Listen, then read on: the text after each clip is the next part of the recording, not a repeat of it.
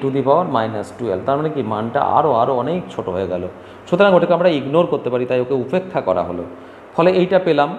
আর ক্ষেত্র প্রসারণ গুণাঙ্কের ফর্মুলা থেকে তুমি পেয়ে এসছো S2 = S1 × 1 প্লাস বিটা টি। তাহলে এখন দেখো এই দুটো সমীকরণকে যদি কম্পেয়ার করো, এই দুটো সমীকরণকে, তাহলে তুমি কি পাচ্ছ না, বিটার জায়গায় যেন 2 আলফা লেখা হচ্ছে, বিটা = 2 আলফা বা আলফা = বিটা/2, এটা পেলে একটা রিলেশন। আবার তুমি যদি আয়তনে চলে যাও একই রকম, আমি আর পরে আর ভেঙে লিখছি না, তুমি ওখানে কী রকম লিখবে না, V2 = তুমি কি লিখবে L2 এর হোল কিউব, ঘনক নিয়েছো মনে করো এটা। তাহলে সেই একই রকমভাবে V2 = L1 এর কিউব × 1 প্লাস আলফা টি এর হোল কিউব। তাহলে এটাকে তুমি কি লিখছো না, V2 = দেখো এটা V1 অবশ্যই, V1 সমান তো L1 এর কিউ হবে, আগে যেমন একবার করেছি আর দেখালাম না এখানে। V1 ইন্টু এটা ভাঙলে পাবে 1 plus 3 alpha T plus 3 alpha square T square plus alpha cube T cube. আবার একই রকম ব্যাপার, এই যে আলফা স্কোয়ার টি স্কোয়ার টার্মটা আর আলফা কিউ টি কিউ টার্মটা আমরা কী করবো না বাদ দিতে পারবো। কেন বাদ দিতে পারবো না, ভ্যালুটা আগেই বলেছি খুব ছোট হয়ে যাবে। V2 is equal to V1 into 1 plus 3 alpha T. আবার এমনিতে আয়তন প্রসারণ গুণাঙ্কের ফর্মুলা থেকে পাবো V2 is equal to V1 into 1 plus gamma T. এই যে দুটো রিলেশন, এখান থেকে আমরা বলতে পারছি gamma is equal to 3 alpha আর alpha is equal to gamma by 3। সুতরাং যেটা ফর্মুলা পেয়েছিলে যে alpha is equal to beta by 2 gamma by 3 পেয়ে গেলে ওটা। এরপরে নেক্সট দেখো যে একটা ঘনত্বের পরিবর্তন, অর্থাৎ আমরা যেটা বললাম দৈর্ঘ্যের আয়তনের বা ক্ষেত্রফলের প্রসারণের সাথে সাথে আয়তনের একটা ঘনত্বের একটা পরিবর্তন ঘটবে সেখানে, কারণ আয়তনের পরিবর্তন ঘটলেই ঘনত্বের পরিবর্তন ঘটতে হবে, কেননা মাস ভরটা একই আছে। তো আমরা এখানে একটা কাজ করেছি, দেখো যে বলা আছে যে M1 ভরের M ভর ফিক্সড কঠিন বস্তু T1 ডিগ্রি উষ্ণতায় আয়তন হচ্ছে V1 আর ঘনত্ব হচ্ছে ρ1, আর T2 ডিগ্রি উষ্ণতায় আয়তন হচ্ছে V2, ঘনত্ব হচ্ছে ρ2। তো আমরা তাহলে কী লিখব না M is equal to V1 ρ1 is equal to V2 ρ2। তাহলে V1 ρ1 is equal to V1 into এখানটায় ρ2 এ V2 এর জায়গায় V2 into 1 plus gamma T2 minus T1, এটা আমরা করে এসছি একটু আগে, এটা লিখলাম। লেখার পরে তুমি দেখো এই V1 কেটে গেল, তাহলে কি পেলাম আমরা না ρ1 is equal to ρ2 into 1 plus gamma T. তুমি দেখো এই যাবৎ যে সম্পর্কগুলো পাচ্ছিলে S2 is equal to S1 plus 1 S1 into 1 plus beta T, L2 সমান L1 into 1 plus alpha T, V2 is equal to V1 into 1 plus gamma T. কিন্তু এর ক্ষেত্রে কী হলো ρ1 is equal to ρ2 into 1 plus gamma T. তার মানেটা কি না আগেরগুলো উষ্ণতা বাড়াতে বেড়েছে, এটা কী হবে উষ্ণতা বাড়াতে কমবে। তাহলে এই রিলেশনটা যদি আরেকটু এগিয়ে নিয়ে যায় তাহলে কি দাঁড়াবে না ρ2, আমরা যেহেতু 2 দিয়ে সবাইকে লেফটে 2 রেখে 1 দিয়ে কত পেয়েছি সেটা আগে করেছি, তাই এটাকেও 2 করলাম। তাহলে 2 হলে ρ1 এর নিচেটা নেমে আসবে to the power -1, ρ2 is equal to ρ1 into 1 minus gamma T. এই পাওয়ারটা নেমে এলো, এটা হচ্ছে দ্বিপদ উপপাদ্যতা আছে তোমাদের ম্যাথামেটিক্সে যে কোনো পাওয়ার কি আমরা ভাঙতে পারি। তো আমরা এখানে যেটা বলবো যে আমাদের হায়ার অর্ডার টার্মগুলো দরকার নেই, কিন্তু সেকেন্ড টার্মটা যে কোনো পাওয়ারের ক্ষেত্রে সেকেন্ড টার্মটা হয় পাওয়ারটা নেমে চলে আসে কোইফিসিয়েন্ট হিসেবে, তাই মাইনাস গামাটি। এরপরে হবে প্লাস, হয়তো gamma square T square, gamma cube T cube, নানা রকম টার্ম পাওয়া যাবে। সেগুলো ছোট বলে আমরা গামা ক্ষুদ্র বলে উচ্চ ঘাতের পদগুলো উপেক্ষা করা হয়েছে। এরপরে হায়ার অর্ডারের টার্ম পাওয়া যাবে, তাই সেগুলোকে বাদ দিয়ে দেওয়া হয়েছে। নিয়ে পেলাম ρ2 is equal to ρ1 into 1 minus gamma T. এই ফর্মুলাটা একটু অ্যাপ্রক্সিমেশন বটে, একবারে হুবহু এক নয়, কিন্তু এই যে ফর্মুলাটা লিখেছি এটা কিন্তু সঠিক ফর্মুলা। আর এখানে একটু অ্যাপ্রক্সিমেশন আছে, তবুও খুব অঙ্ক এই মেথডে করলেও এই ফর্মুলা ধরে করলেও বিশেষ ভুল হয় না। তো তোমাদের এখানে একটা খেয়াল করতে পারছো যে আগেরগুলো সবার 2 সমান, অর্থাৎ অন্তিম আয়তন দৈর্ঘ্য বা ক্ষেত্রফল ছিল, প্রাথমিক কিন্তু 1 প্লাস ছিল। আর এখানে কি হচ্ছে অন্তিম ঘনত্ব, মানে সেটা হচ্ছে প্রাথমিক ঘনত্ব ইন্টু 1 মাইনাস গামাটি, অর্থাৎ উষ্ণতা বাড়লে পরে এটা কমবে, উষ্ণতা কমলে তাহলে বাড়বে, অর্থাৎ টি এর মানটা যখন নেগেটিভ হবে, অর্থাৎ উষ্ণতা বৃদ্ধির পরিবর্তে যদি উষ্ণতা হ্রাস হয়, তখন প্রতিটা ফর্মুলাতেই তার যা যা চিহ্ন আছে সেগুলির পরিবর্তন হয়ে যাবে। আচ্ছা, পরে আবার একটা পার্ট করছি।